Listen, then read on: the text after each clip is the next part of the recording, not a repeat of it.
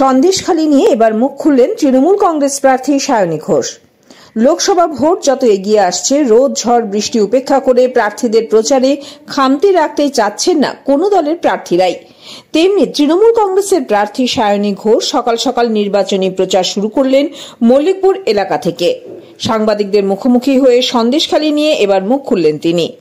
আগে থেকেই তৃণমূল কংগ্রেস বলছিল ষড়যন্ত্রের প্রমাণ সাধারণ মানুষ পাচ্ছে।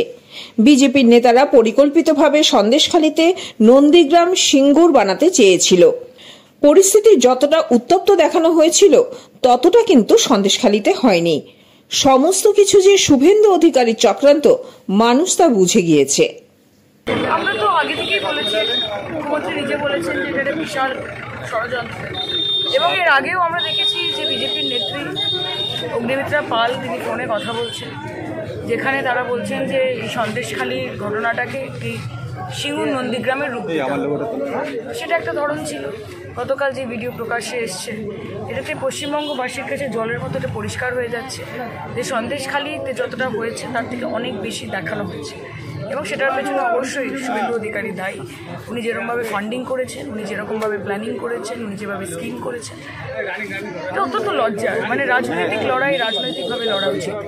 যেই ছবি পশ্চিমবঙ্গে বিজেপি বাইরে তুলে ধরছে, এটা পশ্চিমবঙ্গবাসীর কাছেও লজ্জা, এবং সমগ্র ভারতবাসীর কাছে আমাদের যে প্রতিচ্ছবি উঠে আসছে, যে ইমেজ উঠে আসছে।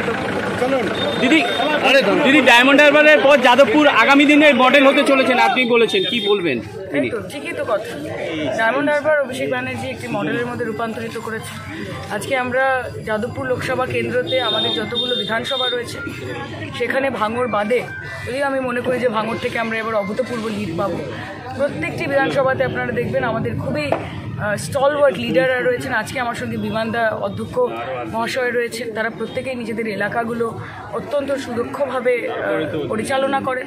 ফলত আমার মনে হয় যে আমি যদি তাদের সঙ্গে কাজের জায়গা থেকে জুড়তে পারি, তাহলে আগামী দিনে যাদবপুর লোকসভা কেন্দ্র একটি মডেল কনস্টিটিউয়েন্সি। সৃজন আজকে সুভাষগ্রামে প্রচারে বেরিয়েছে।